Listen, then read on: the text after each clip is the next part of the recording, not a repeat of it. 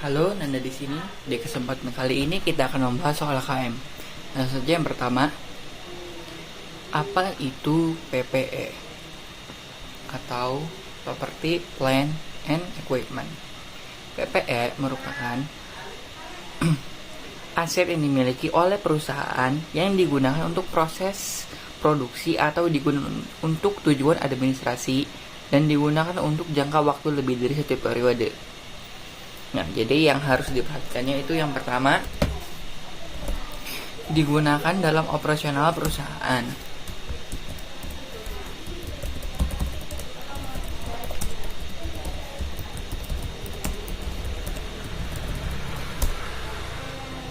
Terusnya yang kedua,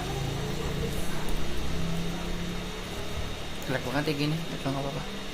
Yang duanya, long term atau jangka panjang lebih dari satu periode.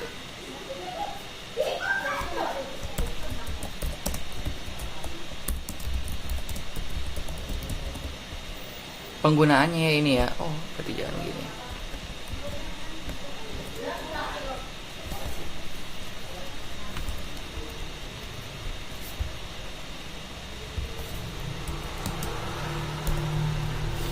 Lalu yang ketiga adalah harus memiliki substansi fisik.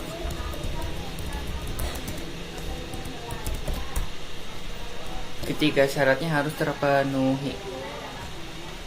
Nah, artinya kalau tidak digunakan untuk operasional perusahaan, berarti tidak bisa masuk kategori PPE. Nah, seperti dibeli untuk dijual kembali ketika harga naik atau untuk disewakan, maka dikategorikan sebagai property investment. Kebanyakan beli tanah kan gitu, tapi tujuannya buat dijual lagi atau tujuannya buat disewakan. Nah, masuknya bukan PPE, tetapi masuknya ke investment. Terus yang kedua soalnya,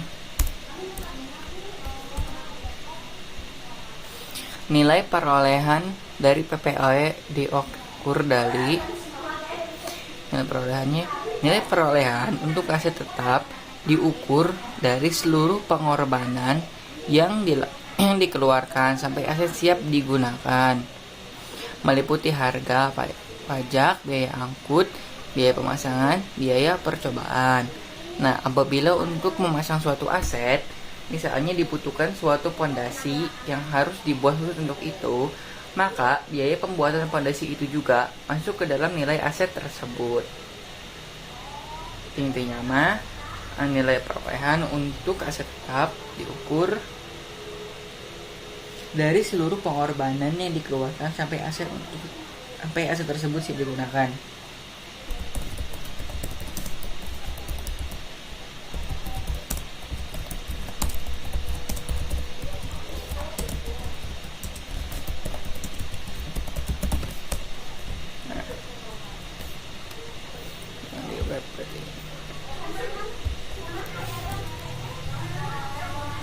Lalu yang ketiga,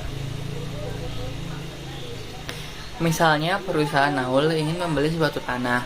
Perusahaan tersebut mensurvei tanah A dengan biaya 1 juta, mensurvei tanah B dengan biaya 1 juta, mensurvei tanah C dengan biaya 500.000.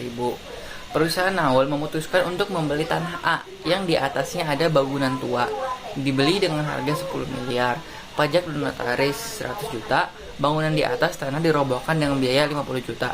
Setelah itu tanah diratakan dengan biaya 100 juta. Berapakah nilai tanah? Nah, jadi seperti yang telah saya jelaskan tadi, jadi itu semuanya ya termasuk.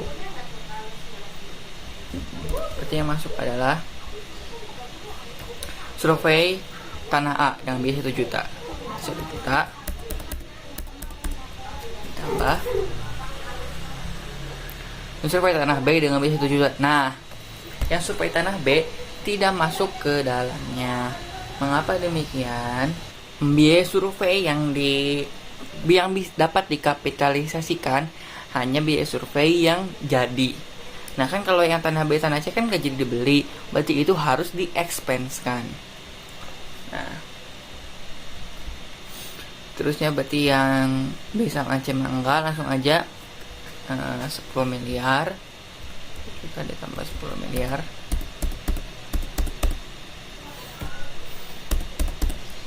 Terusnya ditambah pajak notaris 100 juta, 50 sama 100 ya, berarti 250.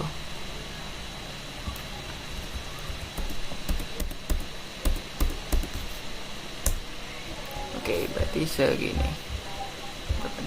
10 miliar 251 juta. Ini yang A-nya, yang B-nya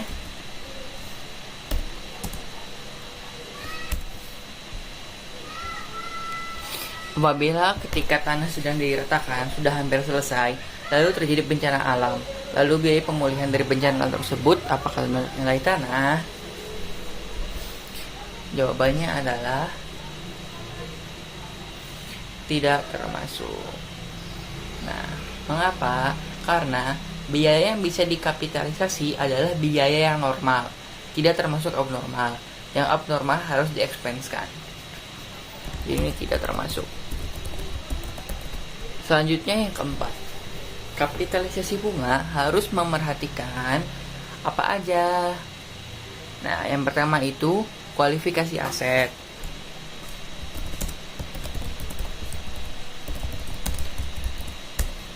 Terus yang kedua,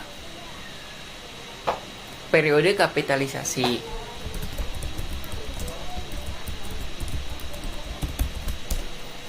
Selanjutnya yang ketiga itu jumlah atau nilai yang harus dikapitalisasi.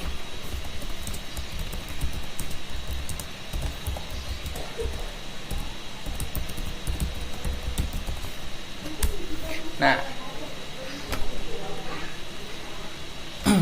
aset yang dikonstruksi untuk digunakan oleh entitas atau yang akan dijual atau dileasingkan bisa masuk kualifikasi.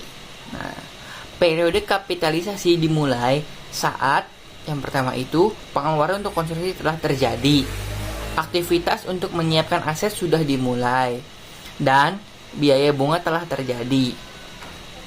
Nah, periode kapitalisasi berakhir ketika aset secara substansial telah lengkap dan siap untuk digunakan.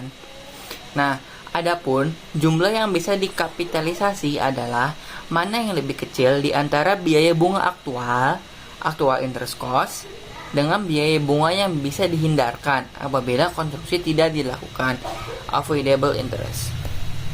Nah, sekian saja. Terima kasih. Maaf jika ada kekurangan.